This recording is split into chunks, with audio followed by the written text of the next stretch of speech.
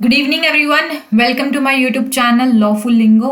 आज हमारा family law का नेक्स्ट लेक्चर है जहां हमारा मैरिज से रिलेटेड जितने भी हमारे पीवाईक्यूज है उनको हम डिस्कस करेंगे। चाहे वो हिंदू मैरिज का कंसेप्ट हमने देखा हो या फिर मुस्लिम मैरिज का कंसेप्ट हमने देखा हो, लेजिटिमेसी का टॉपिक हमने जो देखा था उससे रिलेटेड जो भी हमारे कंसेप्ट थे वो सारे के पीवाईक्यूज आज हम देखने वाले हैं। वैसे तो मैरिज और डाइवोर्स के ये पीवाईक्यूज एक ही पीडीएफ में है, लेकिन डाइवोर्स का टॉपिक अभी तक हमने किया नहीं है। वो कल के लेक्चर में हम शुरू करेंगे। उसके बाद जैसे ही डाइवोर्स का टॉपिक हो जाएगा उसके बाद हम डाइवोर्स के पीवाईक्यूज भी डिस्कस करेंगे। ठीक है, तो मुझे उम्मीद है कि पिछले सारे लेक्चर आपने जरूर देखे हैं। मुस्लिम मैरिज और हिंदू मैरिज जितनी भी चीजें हमने डिस्कस की सारी आपको अच्छे से समझ में आ गई है।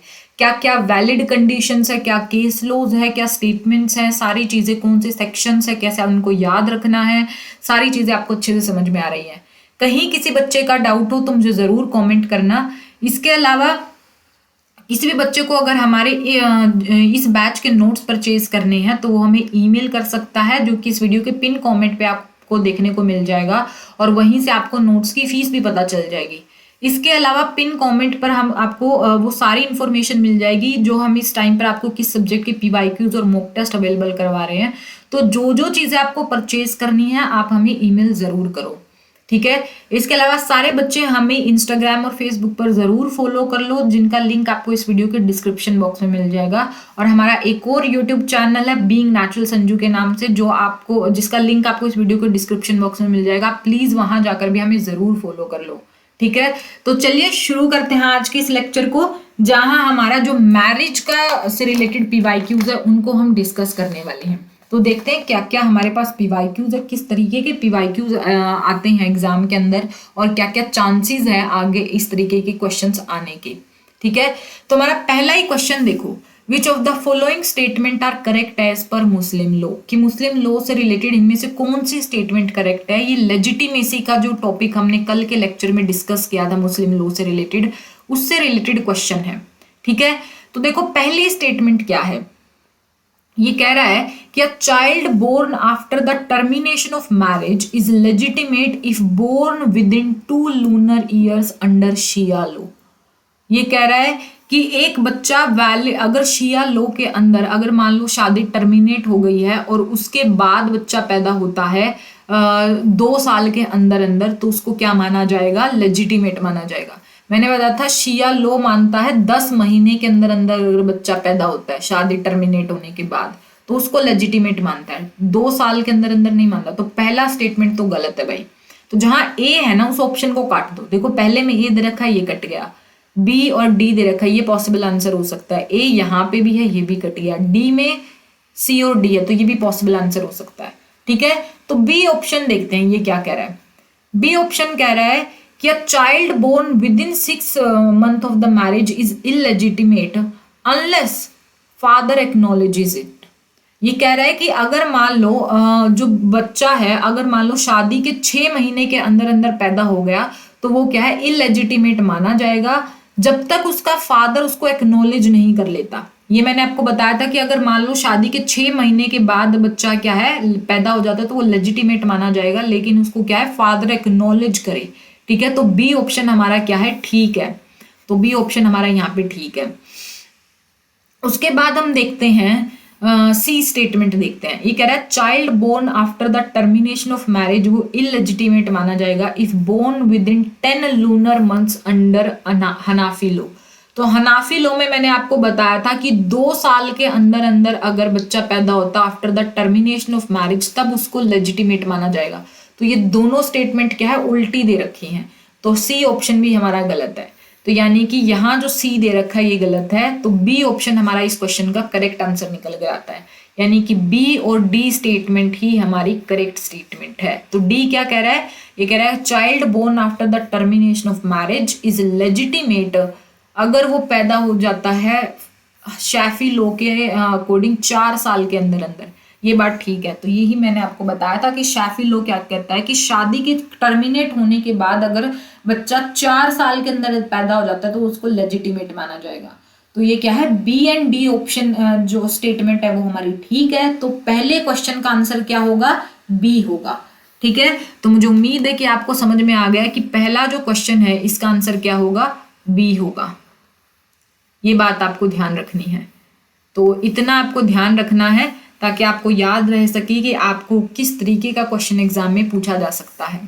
बढ़ते हैं नेक्स्ट क्वेश्चन की तरफ। हमारा 6th नंबर का क्वेश्चन है अभी मैरिज के टॉपिक से रिलेटेड। ये क्या कह रहा है? अच्छा, मैरिज के टॉपिक से रिलेटेड नहीं, ये कस्टम से रिलेटेड है। हमारा जो सोर्स थे उनसे रिलेटेड है। देख लेते हैं क्या क्वेश्चन है। Which of the following conditions are essential for a custom to be a valid. ये कह रहा है कि एक कस्टम को वैलिड बनने के लिए कौन कौन सी कंडीशन फुलफिल करनी पड़ेगी। तो हमने ये देखा था, हमारे जो सोर्सेज हमने पढ़े थे तब में हमने ये बात देखी थी। तो क्या क्या दे रखा है? एंटीक्विटी होनी चाहिए, यानी कि वो जो कस्टम है वो बहुत एंशियंट होना चाहिए। तो ए ऑप्शन हमारा ठीक है। तो जहाँ ए नहीं है पहले तो उसको काट दो। देखो इसमें ए है, ये पॉसिबल आंसर हो सकता है। इसमें भी है, ये भी पॉसिबल आंसर हो सकता है। इसमें नहीं है ए सी ऑप्शन में, डी ऑप्शन में भी नहीं है। तो 2 ऑप्शन बचते हैं जहां से हमारा आधा क्वेश्चन सोल्व हो गया है कि इन 2 में से ही हमारा आंसर निकल के आएगा। यानी ए, बी और सी तीनों स्टेटमेंट ठीक है। बी क्या है? कॉन्टिन्यूअस होना चाहिए, कॉन्टिन्यूअस इंजॉयमेंट एज राइट, ये भी ठीक है। सर्टेनिटी होनी चाहिए, यानी डी हमारा गलत है, inconsistency with the existing custom. E option देखते हैं ठीक है या नहीं। इसी पे सारा क्वेश्चन का आंसर टिका हुआ है। ई ऑप्शन क्या कह रहा है? Conformity with the statute law.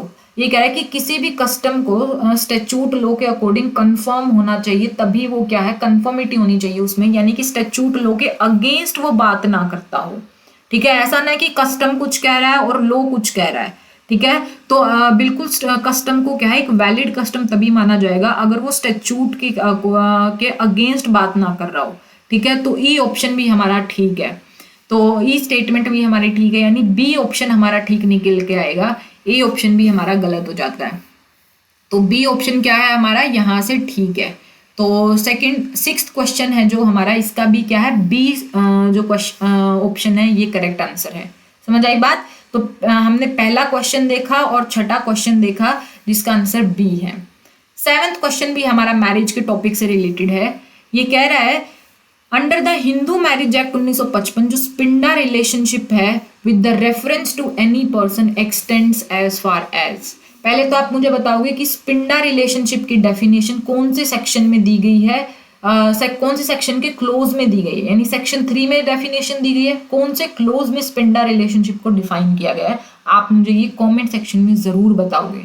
ठीक है, तो जितने भी बच्चे ये वीडियो देखेंगे सारे मुझे बताएंगे कि स्पिंडा रिलेशनशिप को हिंदू मैरिज एक्ट के सेक्शन 3 के कौन से क्लोज में डिफाइन किया गया है। तो क्वेश्चन ये पूछा गया है कि स्पिंडा रिलेशनशिप है वो कितनी जनरेशन तक एक्सटेंड होते हैं। तो मैंने आपको बताया था कि जो स्पिंडा रिलेशनशिप है ये हमारे मदर की तो 3 जनरेशन होती है और फादर की होती है 5 जनरेशन। ठीक है, तो ये हिंदू मैरिज एक्ट के अकॉर्डिंग है और स्मृतिज के अकॉर्डिंग क्या है, ये स्मृति के अकॉर्डिंग है ये 5 मदर की और 7 फादर की। हमारे हिंदू मैरिज एक्ट में इसको 2 लीनियंट किया गया है। तो देखो कहाँ कहाँ दे रखा है, the 3rd generation in the line of the mother and the 5th generation in the line of the father. अच्छा ये ठीक है, लेकिन आपको एक्सक्लूसिव और इंक्लूसिव वर्ड का ध्यान रखना है। तो इंक्लूसिव है ये, मतलब इंक्लूड किया गया, एक्सक्लूसिव नहीं है, मतलब जो इसमें बोल दिया गया जरूरी नहीं है कि यही होगा, इसको चेंज भी किया जा सकता है। तो इंक्लूसिव बनाया गया है इसको। ठीक है, तो यहाँ देखो बी क्या कह रहा है, the 3rd generation inclusive in the line ascent of the mother और 5th generation in the line ascent of the ascent through the father. तो ये स्टेटमेंट हमारा करेक्ट निकल के आएगा। तो 7th का भी क्या होगा, बी ऑप्शन हमारा करेक्ट होगा। ठीक है, तो 7th का भी ध्यान रखना, बी ही हमारा ऑप्शन क्या है, करेक्ट है। इंक्लूसिव वर्ड का ध्यान रखना क्योंकि इस स्टेटमेंट में क्या है, इंक्लूसिव ही याद रखना है, क्योंकि ये एक इंक्लूसिव चीज रखी है कि इंक्लूड क्या क्या किया गया है, कौन कौन से रिलेशनशिप को इंक्लूड किया गया है।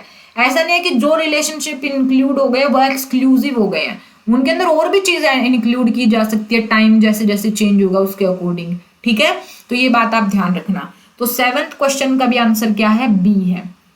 बढ़ते हैं हम नेक्स्ट क्वेश्चन की तरफ। हमारा 8th जो क्वेश्चन है ये भी मैरिज से रिलेटेड है। ये कह रहा है Islamic law in India provides for, Islamic law India में प्रोवाइड करता, मोनोगैमी तो है नहीं भाई, ये तो गलत है। अनलिमिटेड पॉलीगैमी भी नहीं है, कंट्रोल्ड पॉलीएंड्री तो है ही नहीं, पॉलीगैमी कंट्रोल्ड है। तो डी ऑप्शन क्या है, 8th का क्या होगा, डी ऑप्शन करेक्ट होगा।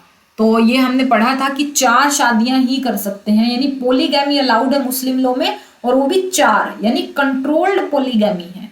ठीक है, तो अगर 5th वाइफ अगर आप लेकर आते हो तो जो 5th मैरिज होगी वो क्या होगी, इरेगुलर मैरिज होती है, यानी वॉइडेबल मैरिज होती है अंडर अकॉर्डिंग टू द जो मुस्लिम लॉ है। और अगर 5th मैरिज को आपको वैलिड मैरिज बनाना है तो आप क्या करोगे, उसको जो 4 पहले बीवियां थी उनमें से किसी को एक तलाक दे दो तो 3 बच जाएंगी, तो जो 5वीं शादी की है तो अब वो 4थी वाइफ हो जाएगी।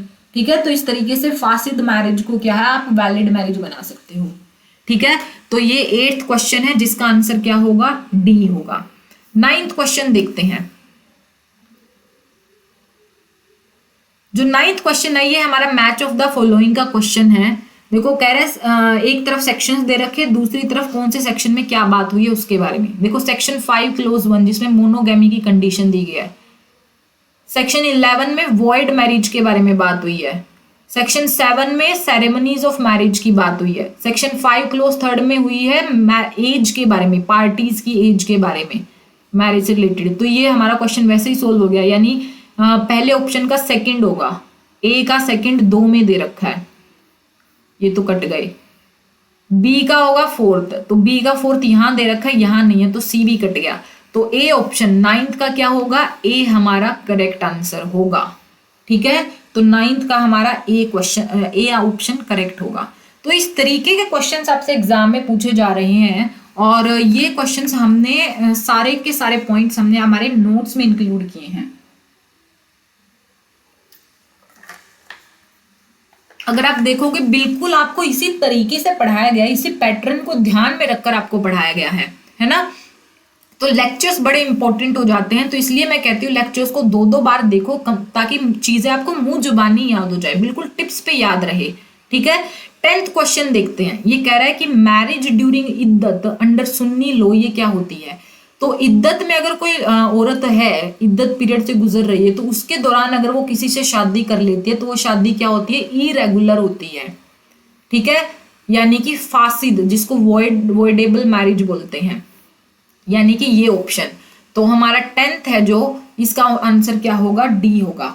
अब अगर मान लो फासिद मैरिज है, ये इरेगुलर मैरिज है, इद्दत पीरियड के दौरान की इसने, तो इसको अगर आपको वैलिड मैरिज बनाना है तो वो कैसा कब होगी, तो जैसे इस औरत का जो इद्दत पीरियड है वो खत्म हो जाएगा, इद्दत पीरियड क्या है इसका खत्म हो जाएगा, तो तब जाकर अगर वो दोबारा शादी कर लेते हैं तब वो मैरिज क्या हो जाएगी, फिर वैलिड हो जाएगी। ठीक है, तो फासिद मैरिज को वैलिड बनाया जा सकता है अगर जो कंडीशन आप फुलफिल कर दो वैलिड मैरिज के लिए, तो वो मैरिज क्या हो जाती है, फासिद वैलिड मैरिज हो जाती है। ये बड़ा एक कंसेप्ट है यहाँ पर। तो 10th का हमारा क्या है, डी ऑप्शन क्या है, करेक्ट आंसर है। समझ आई बात। तो इस तरीके के क्वेश्चन एग्जाम में आ सकते हैं। 11th क्वेश्चन देखते हैं।